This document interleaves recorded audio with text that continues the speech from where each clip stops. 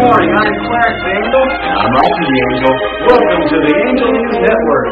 Boys and girls, we're reporting live from Bethlehem with some very exciting news. Now we're going to turn things over to our angel in the field, Millicent. Thank you, Clarence and Rocky. Indeed, exciting things are afoot here. I have just received word that a special baby is being born here in Bethlehem. Melissa, what's so special about this baby? Well, Rocky, this baby is being sent from heaven to earth by God. Millicent, do you know why God is going to send this baby?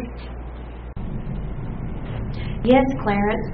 God is sending this baby to save all mankind. When he grows up, he will do special things like heal the sick, make blind people see. People who can't walk will be able to walk again.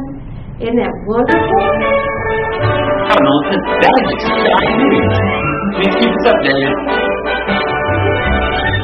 Will do, Rocky. All right, boys and girls, thank you for joining us this week. We'll see you next week with more news on this special baby.